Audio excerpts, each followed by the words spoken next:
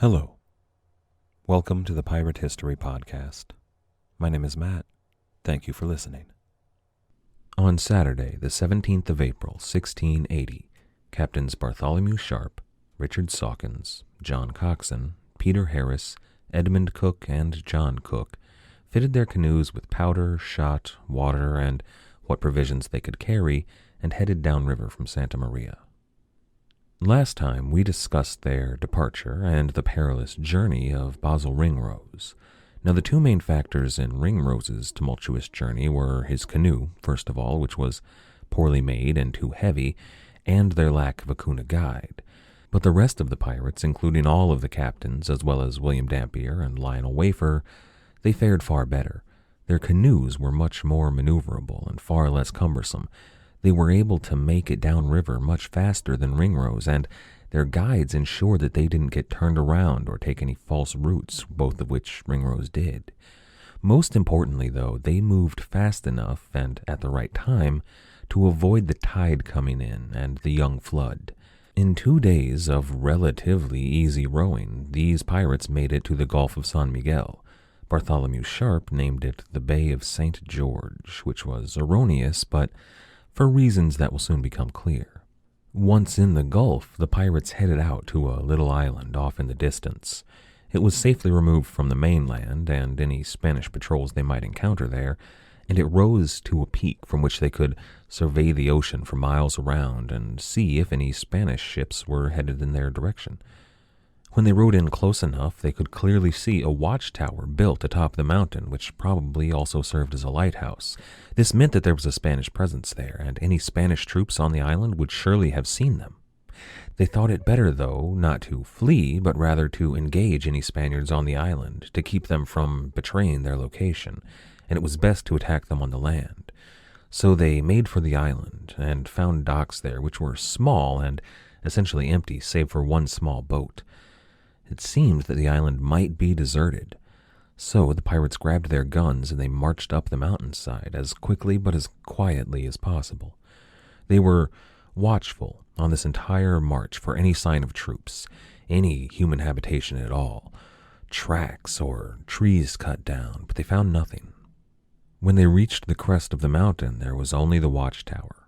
It was small and sturdy and relatively tall, but there was smoke coming from it, signs of life, but not of a full garrison. So a few men ventured inside and found there only an old man who was asleep. They put a knife to his throat and they woke him. As you might imagine, he was pretty frightened to find a handful of scruffy English pirates in his room, but he answered their questions in a broken English and was left unharmed. There were no other men on the island, only him, to tend the lighthouse for ships that were coming and going. It appeared that the English had found themselves a base of operations from which to scout for Spanish troops and even possibly to lure Spanish ships right to them. They didn't have long to wait either. That evening, as the sun was setting, a bark made landfall on the island. It was a small ship, but still in good shape and really lightly manned. So the pirates took 2 canoes, maybe with 20 or 25 men in them, and silently rowed to the boat under the cover of darkness. They rowed in close to the bark and waited in their boats at the waterline, listening to the talk of the men on board. They figured out that the ship had disembarked a company of soldiers on the mainland and come here to this island to wait.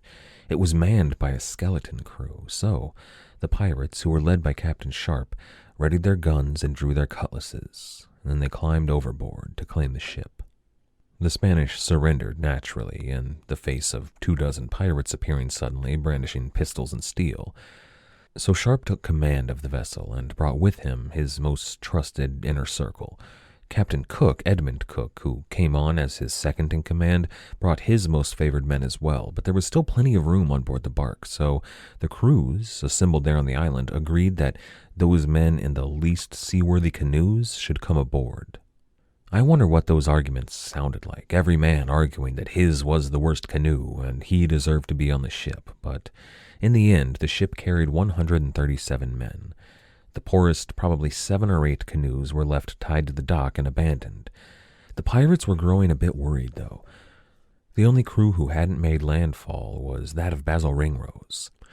Earlier in the day, their Kuna guides had gone out to find them and bring them in, but they hadn't returned either. So come dawn, when Basil Ringrose and the Kuna still weren't back, Sharp took his new ship out to sea. He hoped to find Ringrose and his men, but barring that, there was always the possibility of finding another Spanish ship. This is episode 42, The Extremest Hazard of Fire and Sword. Now, I want you all to know that for our 42nd episode, I racked my brain for a Hitchhiker's Guide to the Galaxy pun for the title. Somehow, life, the universe, and everything just doesn't fit thematically here. If one of you, who is far more clever than I am, comes up with one, feel free to share it and shame me completely. Now, we already know that Captain Sharp finds Basil Ringrose early in the day.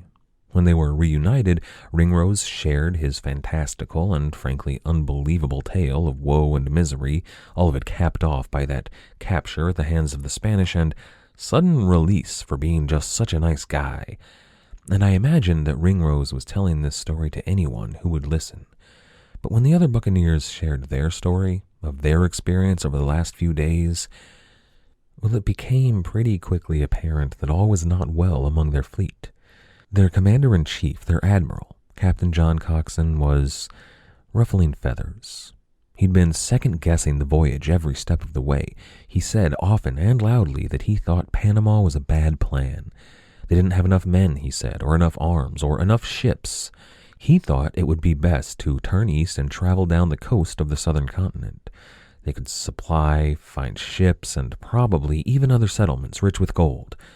Of course, even as admiral, he wasn't totally in command. He couldn't order the pirates to change their destination. This crew, like all pirate vessels, were democratic, and they chose collectively where and when to strike. Now, Coxon was urging them to move on, but virtually no one was listening. The men, on the other hand, were openly mocking their commander. Panama was the plan. They might move on afterward, but they'd be damned if Coxon turned them away from Panama. And Coxon, who was supposedly their leader, hadn't even taken that bark, but he was piloting a piragua. He let Sharp take the ship, and he hadn't really joined in on taking the island either. But after they did, he insisted that they take that ship and they go. The men were naming him a coward. But after the crews were reunited, Basil Ringrose and William Dampier abandoned their respective canoes and upgraded to a new one. It appears that they were becoming friends on the voyage, being one of only a few educated men and squarely both in the camp that was opposed to Captain Coxon. Ringrose wrote, quote, "Morning being come, I changed my canoe and embarked myself on another, which, though it was something lesser than the former, yet was furnished with better company." End quote. Meanwhile, Captain Peter Harris was about his own business. They had abandoned the worst 5 or 6 canoes in favor of the bark already, but that left 220 men or so still relegated to the canoes. So Harris went out at dawn and found himself another vessel. His men boarded her, and despite a fierce flash of defense, they took the vessel with no casualties. It was smaller than Sharp's bark and only held about 30 men, but it let them abandon 2 or 3 more canoes. So, with Sharp off sailing to find Ringrose and Harris out searching for his own ship, the fleet had become separated. The winds turned contrary halfway through the day, and the 2 groups were blown away from each other. The group carrying Ringrose and Sharp and Dampier made for nearby land and made camp and slept till morning. At dawn, they set out for the rendezvous point, decided upon by all of the men, the island of Chipillo. Now, the other group, with Captain Harris, Richard Sawkins, John Coxon, they set course for the rendezvous as well. En route, they spied another set of sails, and this time Captain Coxon made for her, but his attempt at boarding was sloppy, and his men were repelled. One man, a man named Mr. Bull, was killed, and 2 others were wounded pretty severely. The ship, after that, caught a favorable wind and got away. This was a serious problem. Not only had Coxon gotten a man killed, that was to be expected sometimes, but he'd failed to take a ship at sea. That ship was filled with Spaniards and was currently sailing at speed back to Panama.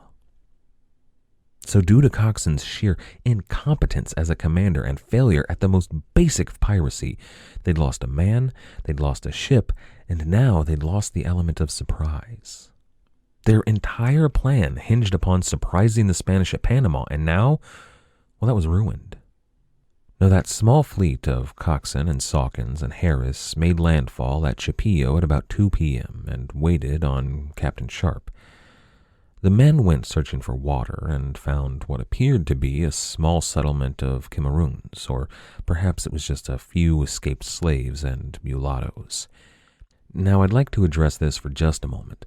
I understand that mulatto isn't the most sensitive term, and I intend no offense, but I am choosing to use it here.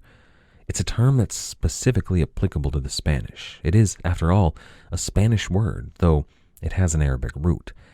That root in Arabic means biracial, and it was originally used by the Moors in Iberia to reference the descendants of Iberian men and women that practiced Islam. It was, to them, originally an inclusive term, denoting Iberians joining their society. Now, by the late 17th century in the Spanish New World, we're talking about, and let's be honest here, children born to an African mother who was a slave and a Spanish father who was a master. And there it did pick up negative connotations that still linger today. Largely that's due to what they call the mulatto myth, which is a belief that people of mixed racial heritage will always be outsiders in their communities. But in this case of the 17th century Spanish New World, that is a literal truth. It was a highly regimented and racially divided world, and these mulattoes were men and women without a nation. They were free when it came to slavery, but they were not equal citizens of the white Spanish. They were relegated to jobs in brothels or in the army, or if their father was particularly kind, they might be allowed to stay in his home as a bastard. You couldn't even really call them second-class citizens, as they weren't technically citizens of the Spanish Empire. They didn't have equal protection under the law. They were an embarrassment to the Spanish crown, in that noble Spanish men would sully their blood with African women, so their children were just swept under the rug and ignored. It was an unpleasant and often terrible existence, and many of them ran away to escape that life. So while I don't feel that mulatto is an appropriate term for anyone of biracial or mixed racial heritage, I do think in this case it is the most applicable terminology. However, at that island, the English captured those runaway slaves they found, amounting to about 14 people. Now this might seem cruel, especially considering the English believed themselves to be less racially discriminatory, but I suspect that at this point it was merely due diligence. It was foolish, tactically speaking, to leave 14 people free that might cause mischief in your camp, or even perhaps steal one of your canoes, or otherwise perhaps run away and warn the Spanish of your whereabouts. So after taking the prisoners, the pirates took their food, which amounted to some water, some wine, some plantains, and 2 fat hogs. Then they found that the Cameroons had another piragua, which they assimilated into their fleet. But before long, the rest of the fleet arrived at Chapillo. As soon as they arrived, it was clear they had problems to solve. They had decisions that needed making, and they had potential fires to quell. The men were in an uproar. You can see why, too. Coxon had been attempting to steer them away from Panama, and he had finally managed to ruin their plan and possibly destroy their whole operation. They were jeering at Coxon and his men. They were openly mocking their commander, and they were making threats, too. It was close to becoming a vicious and violent situation.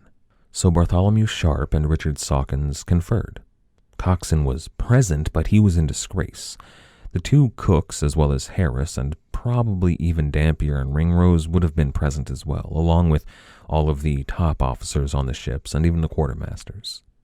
At this point, Sawkins and Sharp, though, were the 2 ranking captains that still commanded enough respect and carried enough authority to hold the expedition together.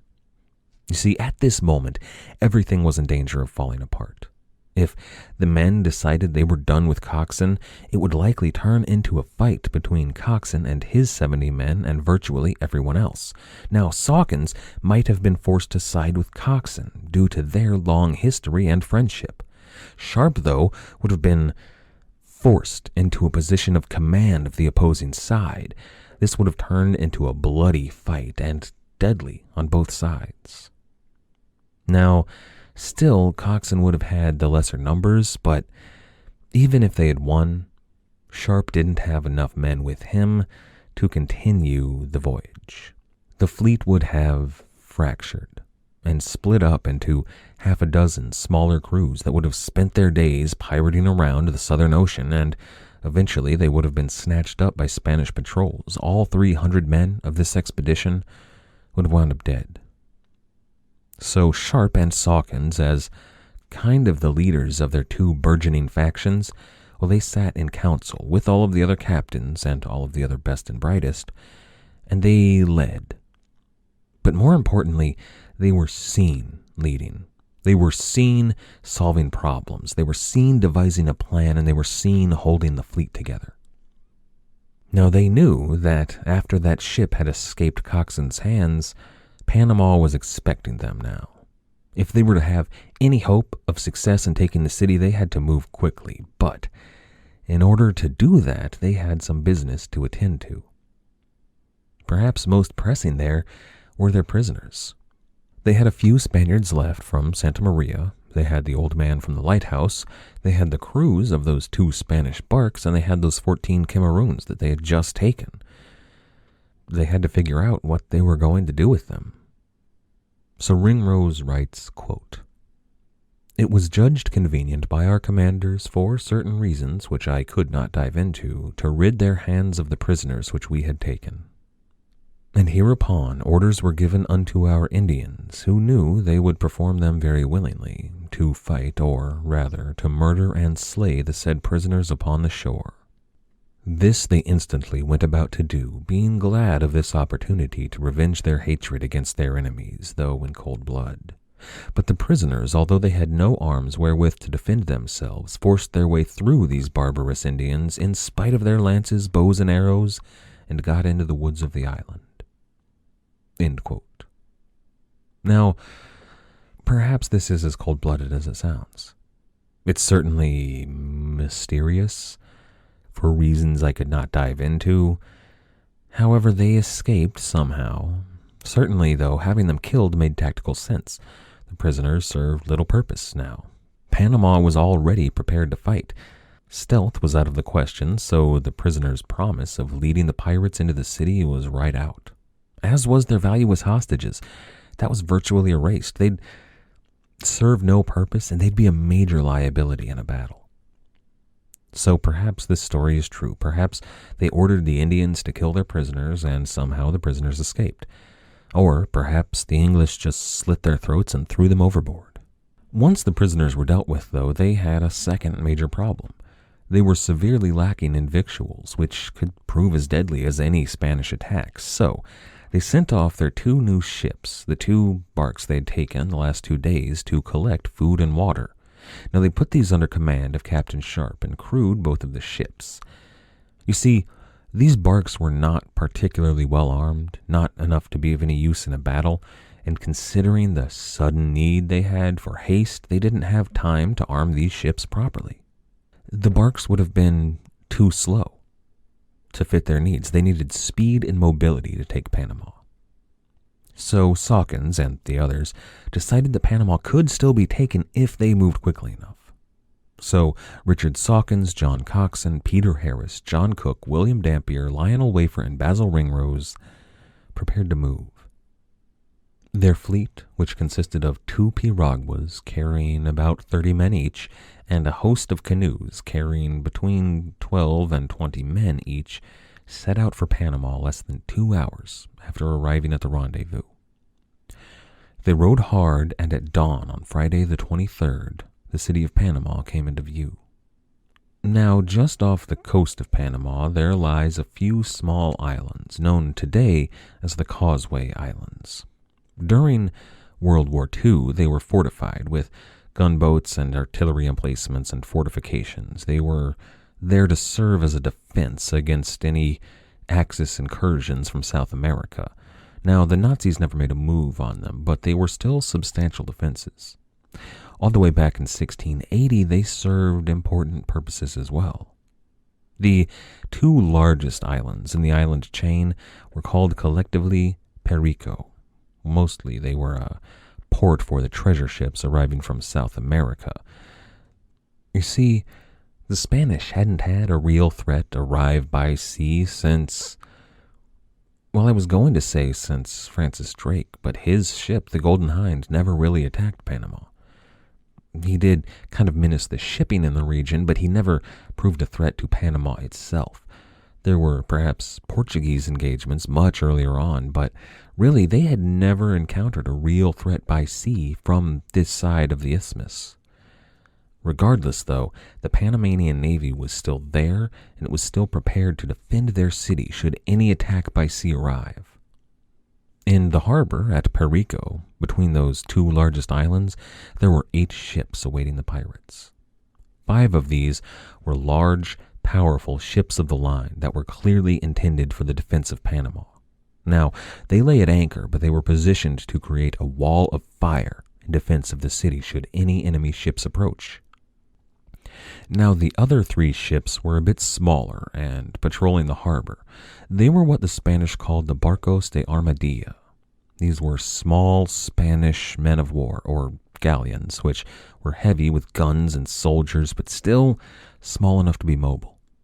The armadilla was a small strategic fleet that was intended to sortie out from the line and meet the enemy. Now, the word armadilla means small armored one and is the basis for the name of the armadillo. So I like to picture this little fleet as kind of short and stout and heavily armored and crazy fierce like an armadillo. But those 3, the barcos de la Armadilla, changed their course as soon as they saw the pirates to meet them. Captain Sharp, who wasn't even there that day, he was off collecting water, chose to write himself into the battle nonetheless. He wrote of the men as the Spanish sailed to meet them, quote, "We made a resolution, rather than drown in the sea or bed quarter of the Spaniard whom we were used to conquer, to run the extremest hazard of fire and sword." End quote. They were prepared to fight. They were prepared to die. They were prepared to do battle until the bitter end, rather than flee or be sunk or, God forbid, to surrender. According to Ringrose, the Spanish had equally harsh orders. Quote, "The commanders had strict orders given them, and their resolution was to give quarter to none of the pirates or buccaneers. But such bloody commands as these seldom or never do happen to prosper." End quote. Now, April 23rd, the day the pirates arrived at Panama, is a special day for the English. It's the feast day of St. George, which the English took very seriously in 1680, and today still some do. You see, St. George is the patron saint of England. He's a symbol of military might and honor and heroics and chivalry and all of the great medieval virtues, and he was a martyr. His tale, as recorded in the medieval text The Golden Legend, is impressive, and if you don't know it, I'd like to share it with you. Georges was a soldier in the Roman legion serving under Emperor Diocletian in Libya. A town in the region, Selinus, was menaced by a dragon. The dragon lived in a nearby lake and bore plague. His breath poisoned the countryside for miles around, and the only way Selinus was spared was through sacrifice to the dragon. They offered him goats and lambs, but that didn't satisfy the dragon's hunger. He demanded the village's children. So they began to choose which children to sacrifice by lot. One by one, children were fed to the beast. Eventually, the king's daughter was chosen, and the king tried to have her removed from the lot. He begged and he pleaded that she be spared. He offered up half his wealth if only they would choose someone else. But the daughter, she refused, and she went to go meet her fate willingly. Georges happened by the lake one day, and he spied the girl there. He inquired into her well-being, as she was alone and so far from town, and as to her safety. She told him that all was as it should be, and she tried to send him away. That is a perfect example of medieval virtue. A young woman doing her duty in service to all those around her, choosing to sacrifice herself for the good of others. And then the knight, or, the legionnaire, does his perfect chivalric duty, and he totally ignores her. He makes the sign of the cross, he draws his sword, and he charges at the dragon.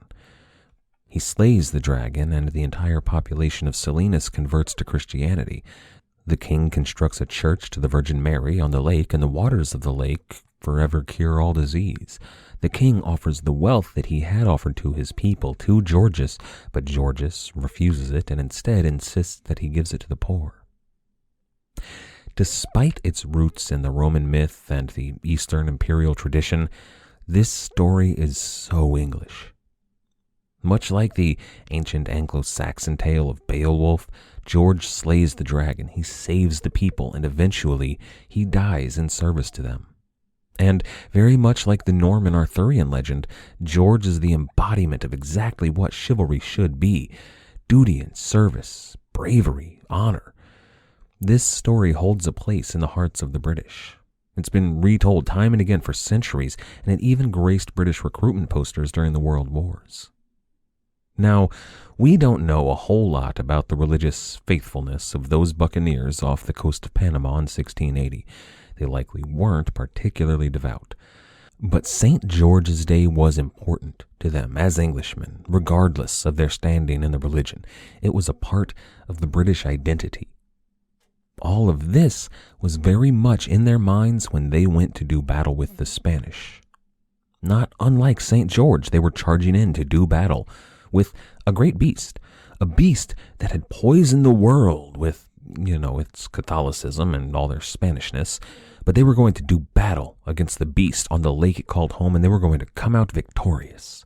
Now, I'm kind of making light of it, but these pirates were absolutely serious, and they were prepared to die for their convictions. Now, if you're an American, you might find some of this a little hard to understand, but imagine if the U.S. were conquered by a foreign power, and then if you and all of your friends and family joined together and marched to fight for your freedom on July 4th. Imagine the impact of that. Imagine the symbolic power that day would hold. That's what the English had in their minds and their hearts as they went forth to do battle with the Spanish. And, treasure and stuff.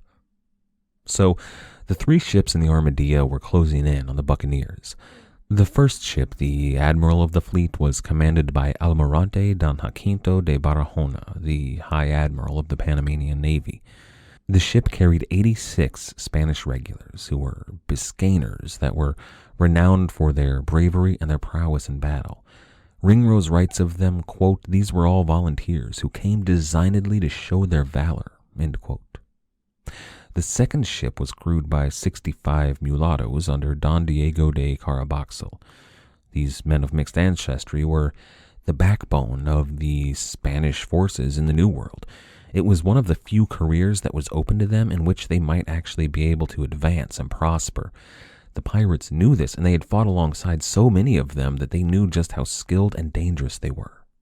The third ship was commanded by, according to Ringrose, quote, "an old and stout Spaniard, a native of Andalusia in Spain named Don Francisco de Peralta," end quote. That ship carried a crew of 77 African slaves. Now that brought the total Spanish fighting force to 228 men, aboard 3 small but well-armed galleons. The total English force, according to Ringrose, numbered 68 pirates. The fact that one of the Spanish ships was crewed by slaves, men who were probably not trained warriors and who probably didn't want to be there, would have indicated something about the Spanish strength to the buccaneers, and perhaps they did notice it, but they didn't have much time to mull it over. Their canoes rowed hard to meet the oncoming Armadillo ships and outpaced the 2 piraguas in their fleet. Within minutes, they were within range of the nearest ship, the galleon of Don Diego de Caraboxel. The fleet of canoes was spread wide across the water to form a net for the oncoming ships. Now, the pirates rowed for the wind's eye to get upwind of the vessel. They were rowing against the wind. When they came in close enough to the ship, though, they actually rowed to the leeward of the ship, right in the ship's path. That way, they could stay out of her gun's line of fire and even avoid most of the small arms fire from the bow. Now, the two closest canoes to Don Diego's ship were the canoes of Captain Sawkins and of Basil Ringrose. The ship came so close that Ringrose was nearly struck, but Don Diego's ship was carried by the wind and was on course to pass right between the two pirate canoes. When she did, Don Diego called out, "Disparar," and the guns fired off with a broadside from both starboard and port. The guns were loaded with a small shot, and men in both canoes were hit. But not enough of them. The pirates who were left standing raised their muskets, what they called fusees, and they opened fire on the Spanish soldiers on deck. Their volley tore through the Spanish men, and they fell all across the deck. They fell from the helm, they fell from the rigging. When the ship passed by, the pirates rowed to her windward, and the ship was sluggish to come about for another pass. So the pirate fleet came together. The piraguas and all the canoes joined up just as the admiral of the fleet under Almirante Don Jacinto came upon them. Now the admiral tried to tack about. He tried to avoid passing through his enemy. He didn't want to make the same mistake that Don Diego had, but the pirates concentrated their fire on the ship, and one of the marksmen in them hit the helmsman. In his death, the helmsman fell and brought his ship into the wind. That laid her sails back. She was dead in the water. So the pirates rowed up to her stern and they opened fire. Any man who tried to approach the helm was shot. All the sails on board the ship were rent by English fire, but the Spanish rallied and they returned fire on the English. They kept the pirates hunkered down in their canoes and kept them from being able to board. Now, meanwhile, across the water, Captain Sawkins had taken command of a piragua. His own canoe had been disabled in that volley from the Spanish. Now, Captain Coxon had the other piragua, while Harris was in one of the larger canoes. But that final Spanish vessel, that third ship, the slave ship under Don Francisco de Peralta, was rushing in. She was coming to relieve the Admiral from the pirates firing on her. If she succeeded in this, the pirates would be caught between the two ships. The Spanish would have had the advantage of height with gunmen on both decks, and the pirates would have been trapped. Sawkins, though, saw the ship making for the Admiral, and with a few canoes rowed in to intercept her. The pirates surrounded his vessel, but Don Francisco was that old and stout Spaniard. He marched about the deck, bellowing out his commands. Whenever a man fell, he picked up the fallen man's musket, and he fired back on the pirates until one of his men came in to relieve him. The English were in awe of Don Francisco. He was a real old sea dog. He appeared wherever the fighting was fiercest. He barked out his commands, and he refused to let the English board his vessel. This ship was by far the worst fighting of the day. So far, at least. Ringrose wrote that, quote, "The dispute or fight was very hot, lying board on board together, and both giving and receiving death unto each other as fast as they could charge." End quote. So the ship with the mulatto crew, the ship under Don Diego, that ship that was the first to encounter the pirates, had finally tacked about and was coming in to relieve the Admiral. So Ringrose's canoe and a canoe under a man named Captain Springer disengaged from the fight with the Admiral to meet the oncoming ship. Again, it played out much like the previous engagement. The two canoes parted to let the ship pass between them. This time, though, the Spanish had far less crew to man the guns, so the pirates were able to suppress all the enemy fire. The pirates drew their cutlasses. They pulled their pistols out. They were preparing to board the ship. But then a last surge of defense came from the Spanish on board. That gave her just enough room to slip away. The pirates attempted to give chase, but this ship had the wind and they couldn't keep up with her. Ringrose estimated, when he saw who was on deck, that maybe 11 men made it back to Panama on board that ship. That's out of the original crew of 77. The fighting continued, though. Sawkins had attempted a boarding of Don Francisco's slave ship, but he had been repulsed. They kept fighting there. At the other fight, the Admiral was in a dire situation, though. He watched Don Diego's ship limp away. He knew that they would be unable to help. And then he saw Don Francisco beat back wave after wave of pirates. He knew that they were caught in the same predicament as himself. Now, remember how they were fighting. They were firing muskets. These were inaccurate firearms. They never shot in anything resembling a straight line. The musket ball was always made to be small enough to fit into any mass-produced musket, so they always rattled around the barrel before it left the muzzle in sort of a straight line. They took time to load, too. That was the biggest problem.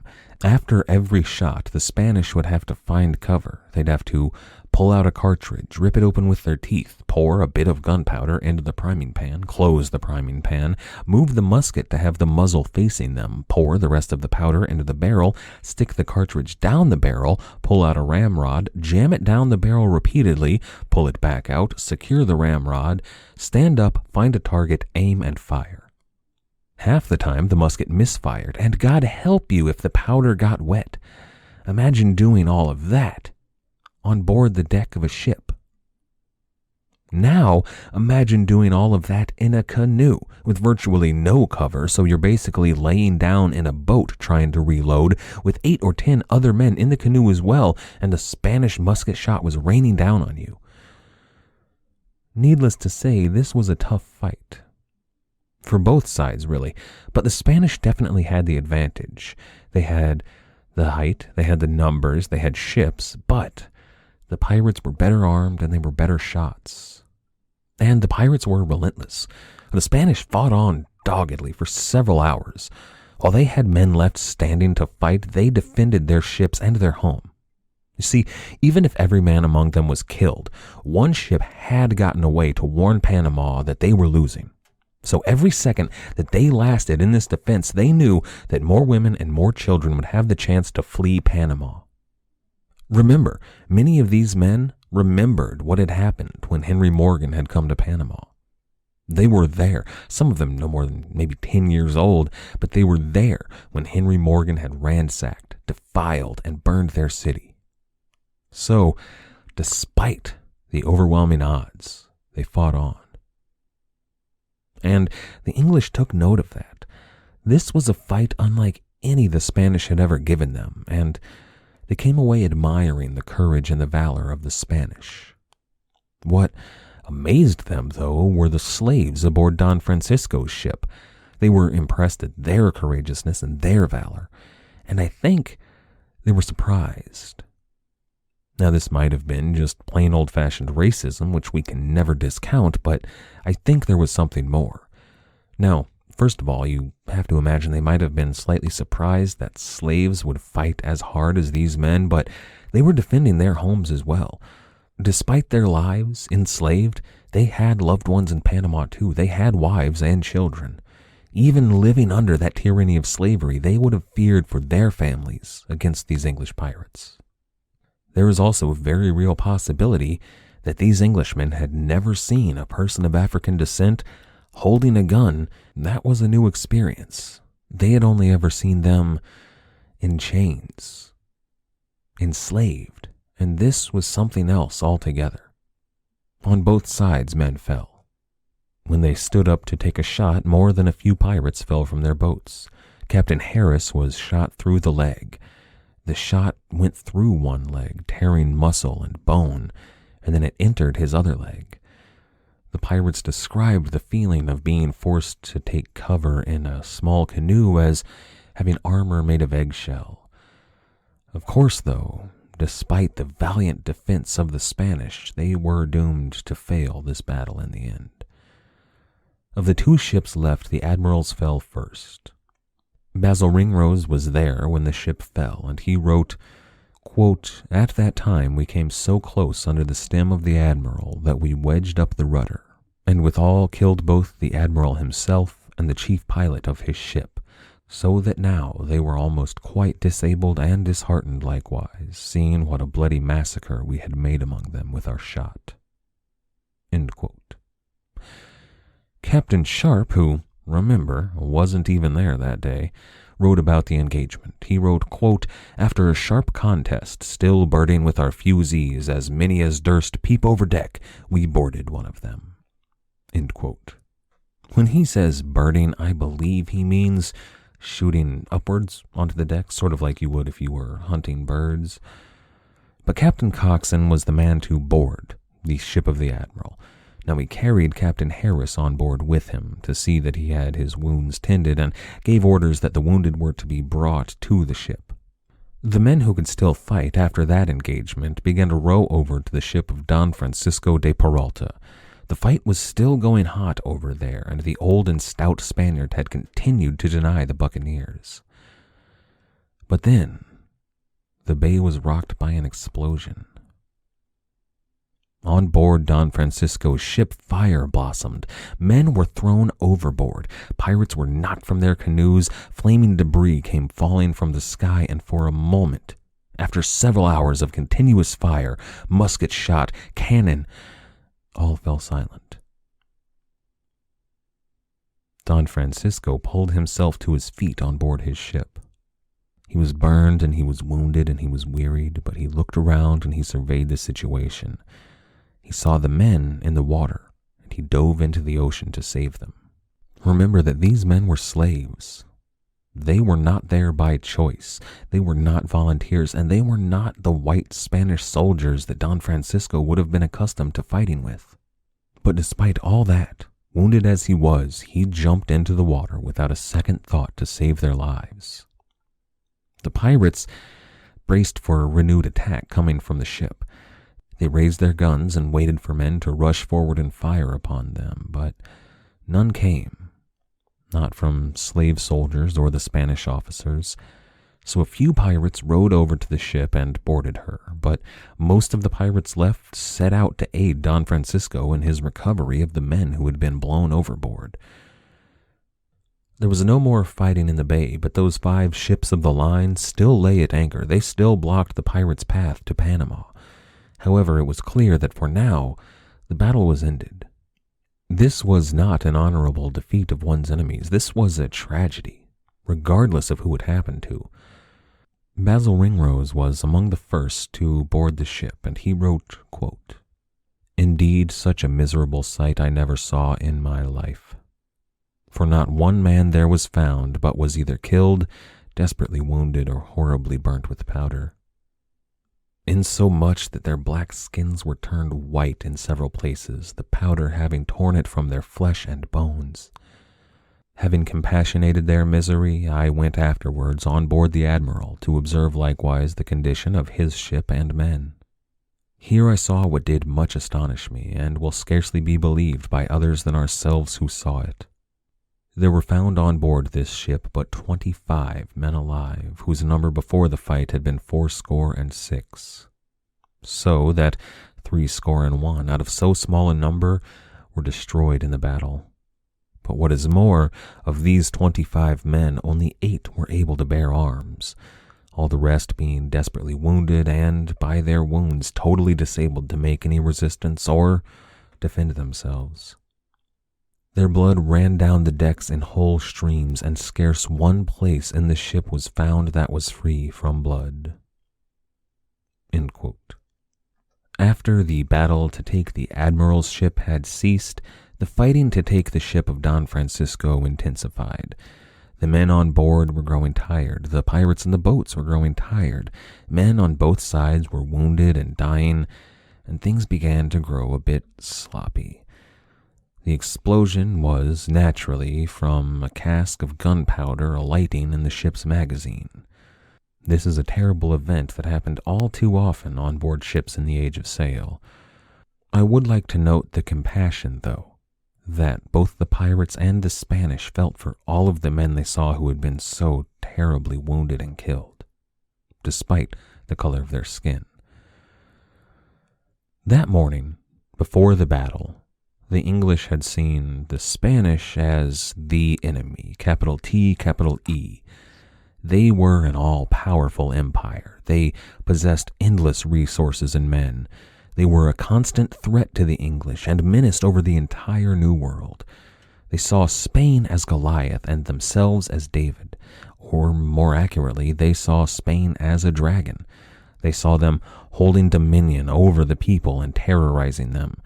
And they, the English, were there, much like their patron, St. George, to slay that dragon. There are pirates all throughout the golden age of piracy who, despite their villainous, barbarous ways and lust for treasure, never attack English ships. They refuse to turn against their countrymen, and still, despite their status as outlaws, focus their attacks mostly on Spain or whomever England may be at war with at the time. They were, on some level, proud to be English and proud of their Englishness, and always wanted to support that. But St. George is more than just the patron saint of England. He's also the patron saint of Georgia, of Romania, of Malta, and of Portugal. And he is the patron saint of two Spanish kingdoms, the kingdom of Aragon and Catalonia. In those provinces, the Spanish, who still celebrate St. George's Day, do so by gifting roses to the women and books to the men. Interestingly, the traditional book given to the men is either Don Quixote by Miguel Cervantes, who was one of the greatest literary minds in history and an icon of the Spanish, or the works of another European literary giant, William Shakespeare, an Englishman. Now, I'm not trying to argue that the pirates and the Spanish all of a sudden went through this tragedy and became friends, that they learned to love each other and live in harmony. No, they absolutely didn't. But next time we will, in the events following the battle, witness things that I think show that both sides grew something close to empathy. I'd like to thank everybody who has helped to support the show, everybody who has left us a rating or a review, everybody who has subscribed or liked on YouTube, everybody who has recommended the show to your friends or family, and everybody who has signed up to become a patron on Patreon. Without all of you, I wouldn't be able to do this, so thank you. Special thanks to our Patreon Commodore class, Kane, Kinway, Hefe, Jennings, Two Gun Tony, Drunken Dak, Antonio, the Pirate Nopales, Matthew the Navigator, Bull, Vertigon, Conifalende, Rumgut, and Bootstraps Bailey. For access to our mini rewards, which include exclusive episodes, audiobook readings, and our thank you gifts such as the Pirate History Podcast map, t-shirt, and pin, go to patreon.com/piratehistorypodcast. As always, and most importantly, thank you for listening. Thank you for listening.